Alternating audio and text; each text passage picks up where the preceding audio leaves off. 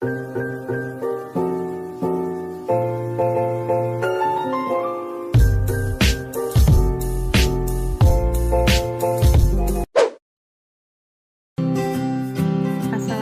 warahmatullahi wabarakatuh. Salam sejahtera untuk kita semua. Perkenalkan, nama saya Yudhita Pancaputri, MSI, dengan NIDN 02 12 06 82 01. Saya merupakan dosen tetap program studi biologi Fakultas Sains dan Teknologi. Deskripsi mata kuliah praktikum biologi umum diberikan untuk mendukung secara langsung materi kajian dalam perkuliahan mata kuliah teori biologi umum. Mata kuliah ini melatih keterampilan dasar teknik laboratorik, metode ilmiah dalam mempelajari biologi baik di laboratorium maupun di lapangan, serta teknik mengkomunikasikan hasil investigasi objek dan persoalan biologi maupun metodologi keilmuan biologi.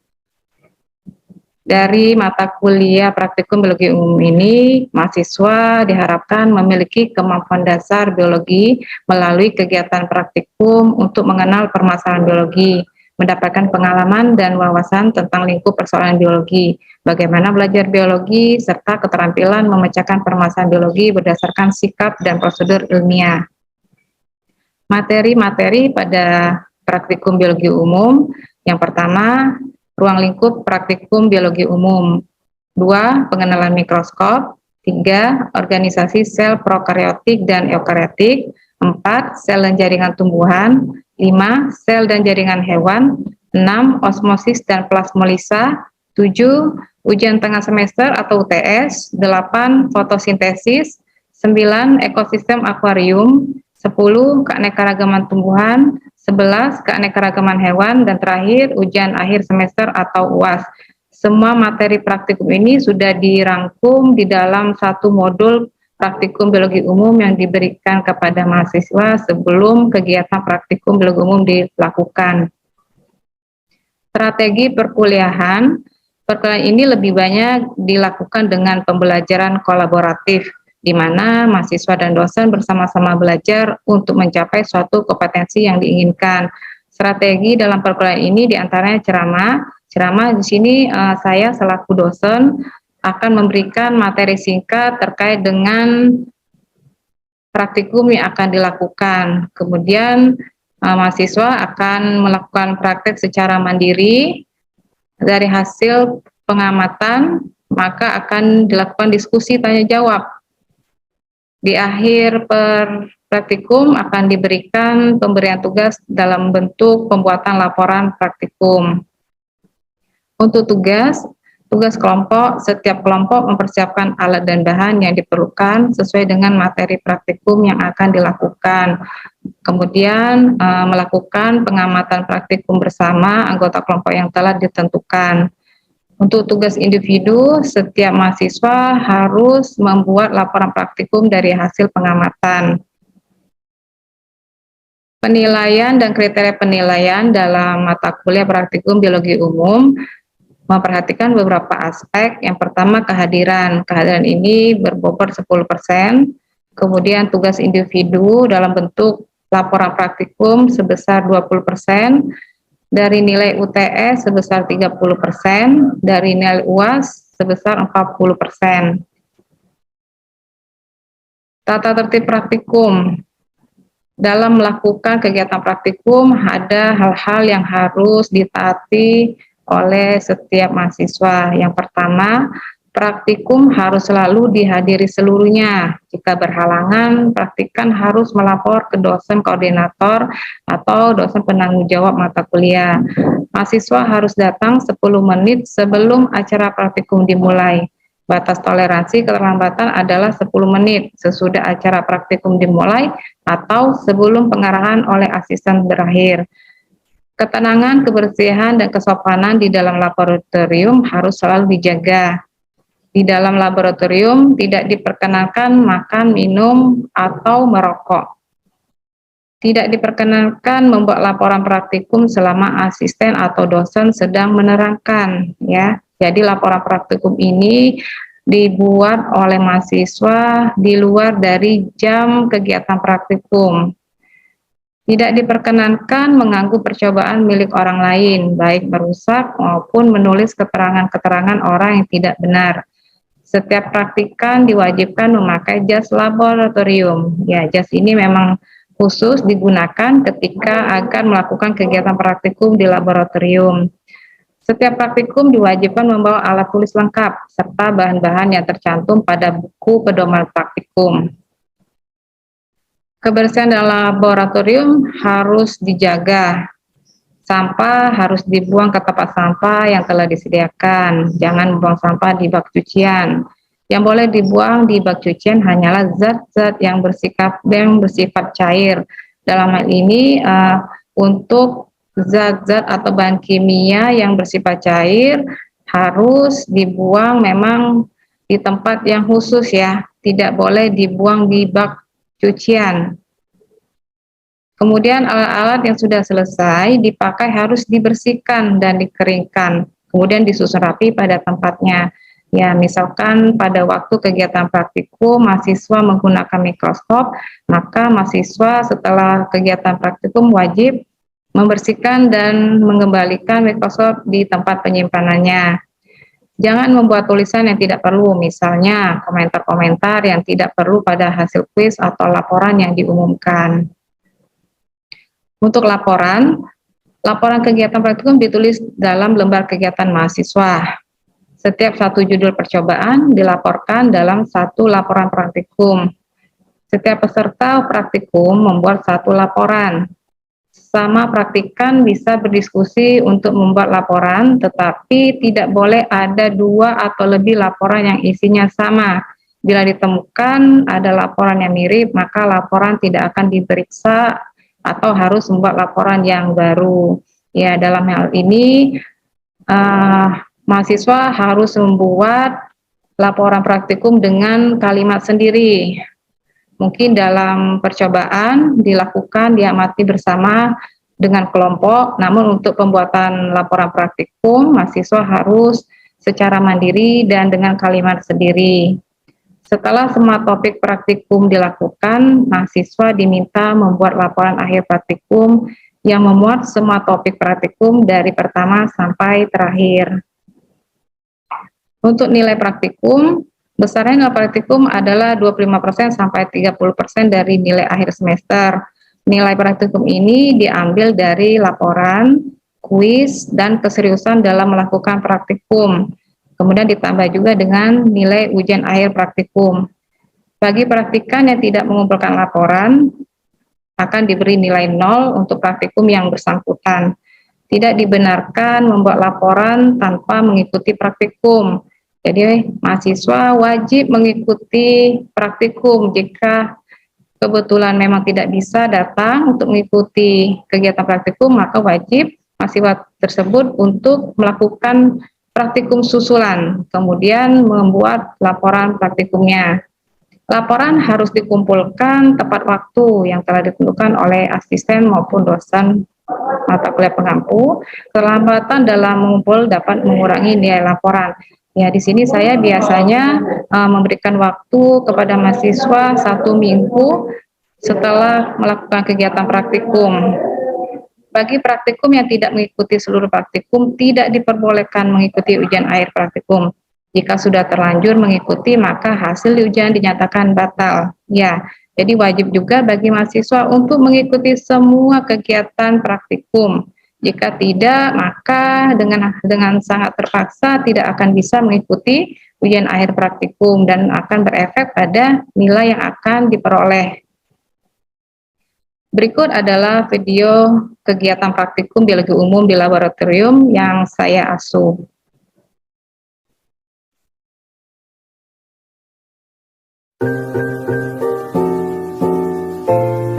Assalamualaikum warahmatullahi wabarakatuh.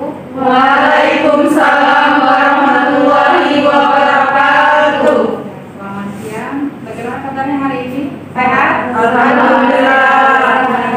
Alhamdulillah. Jadi hari ini kita bisa melakukan kegiatan praktikum biologi umum. Namun seperti biasa, sebelum kita memulai kegiatan praktikum, marilah kita berdoa menurut keyakinan dan agama masing-masing. Berdoa mulai.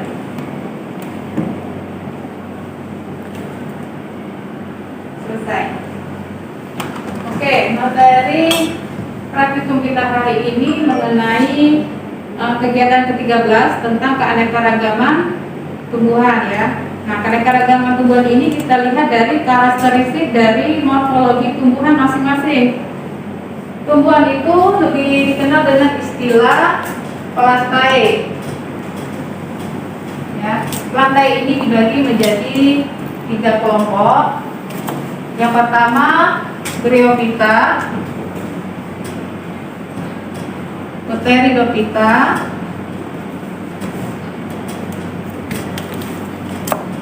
dan Spermatophyta.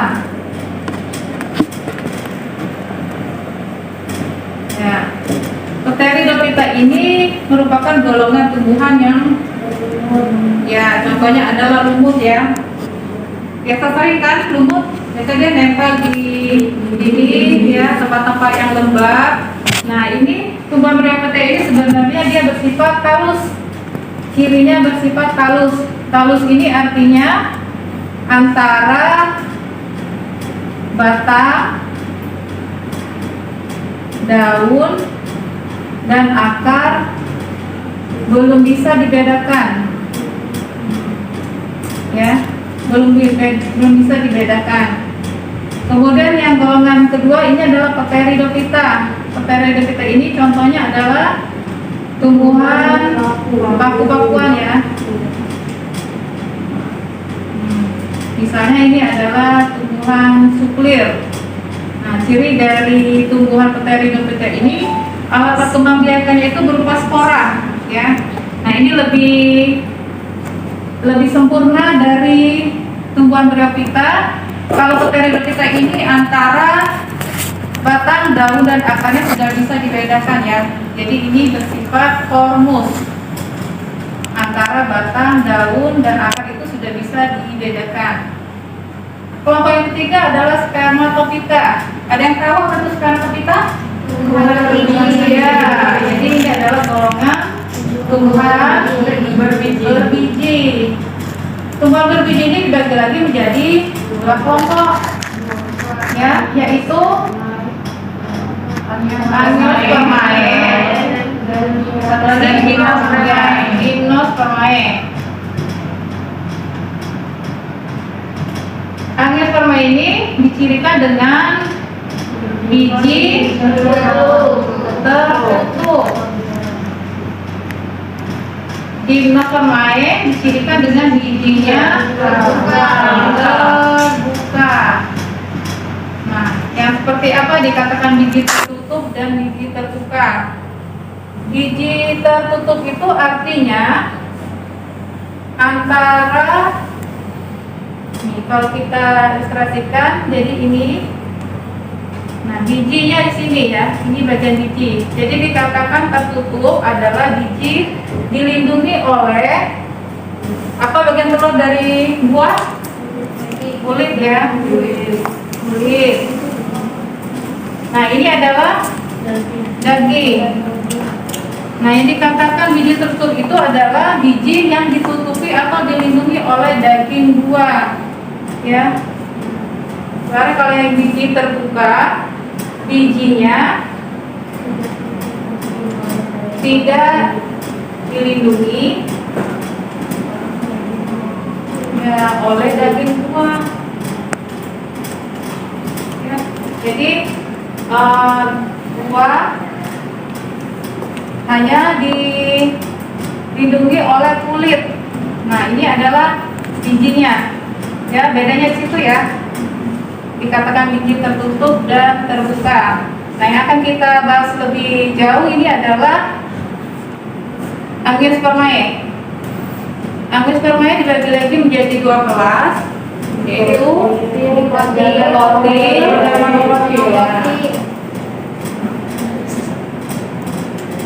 Dikotil dan monokotil. Apa perbedaan antara 2 kelas ini? Ya. Ini artinya 2 ya. Jadi ciri dari tumbuhan dikotil yang pertama berbiji keping buah. Selanjutnya kalau dilihat dari akar, akarnya merupakan akar tunggang, ya. Dilihat lagi dari organ daun, daunnya ini memiliki pertulangan daun menjari atau menyirip, ya. Sedangkan yang monokotil ditinjau dari bijinya berkeping biji satu.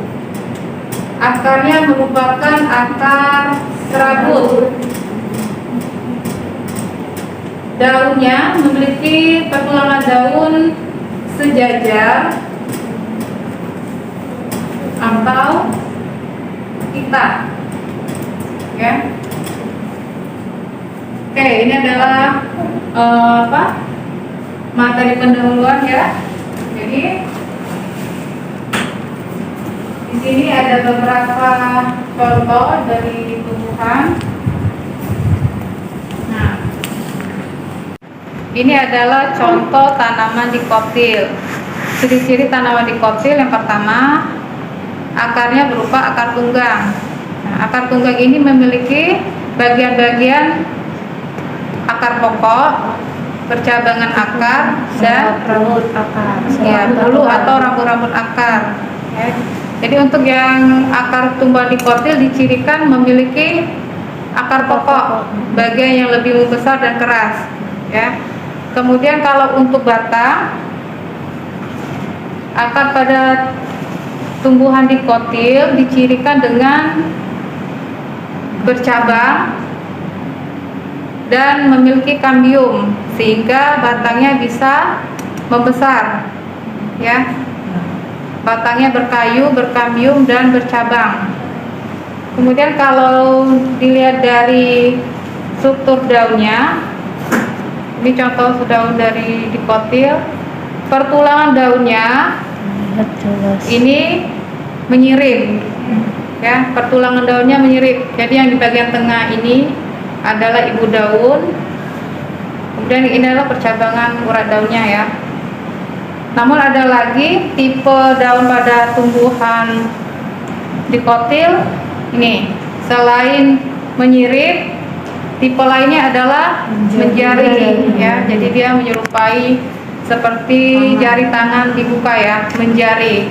Nih, kalian bisa lihat pertulangan daunnya, ya, menjari. Oke. Sementara untuk yang tanaman monokotil, nah ini contohnya. Ini adalah contoh tanaman dikotil. Kita lihat dari akarnya, ya. Akarnya merupakan akar serabut. Akar serabut ini hanya berupa percabangan akar dan bulu-bulu akar. Jadi nggak ada bagian yang kayak dikotil ini. Nih, ya. Nah, berbeda, ya. Kalau pada tumbuhan monokotil akarnya serabut, jadi hanya berupa percabangan-percabangan akar dan bulu-bulu akar, ya. Nah, untuk batang pada tumbuhan monokotil biasanya tidak bercabang, kemudian tidak memiliki kambium, ya, sehingga batangnya tidak bisa membesar, ya. Untuk tipe daunnya, pertulangan daunnya adalah, nah, kayak gini. Ini adalah tipe daun sejajar atau tali, ya. Oke. Nah, ini bijinya, biji pada tumbuhan monokotil berkeping satu, ya. Jadi dia nggak bisa dibagi dua, ya. Jadi hanya satu kesatuan, ya.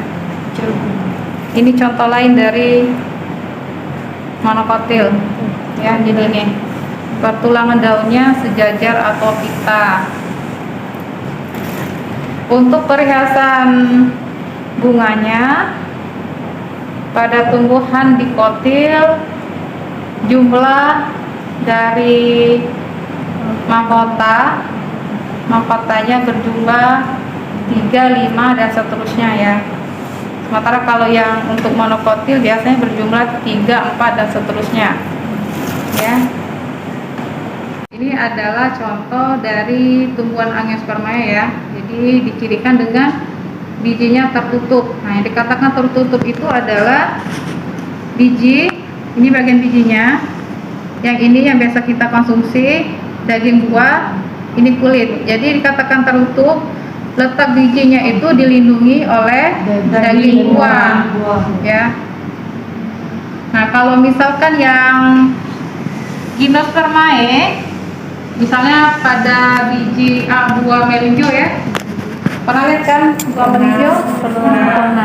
Nah, itu termasuk tumbuhan Gymnospermae terbuka karena bijinya itu tidak dilindungi oleh daging buahnya ya, jadi hanya dilindungi kulit ya.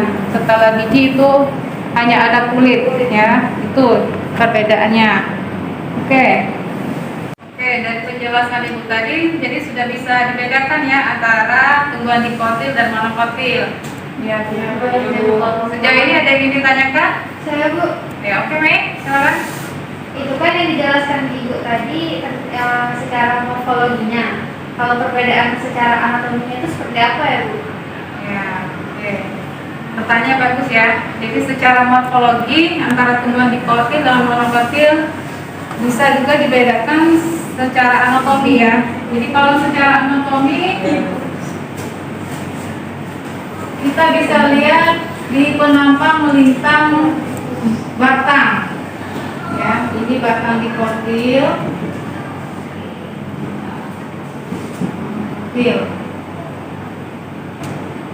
Nah,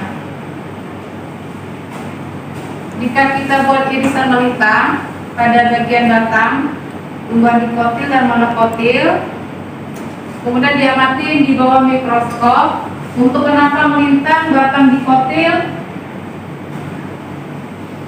memiliki kambium. Ya, kambium inilah bisa membuat batangnya membesar ya pada tumbuhan dikotil. Kemudian di antara kambium ini terdapat berkas pengangkut, yaitu xilem dan floem.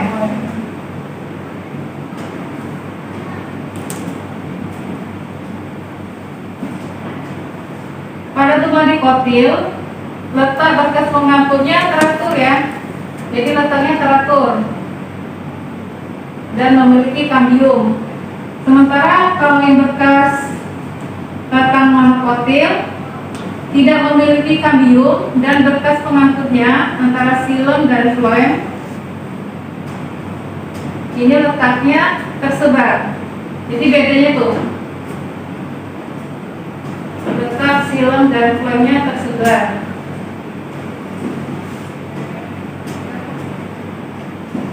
Tanpa ada kambium. Nah, beda dengan yang dikotil, memiliki kambium dan letak xilem floemnya teratur. Seperti itu ya.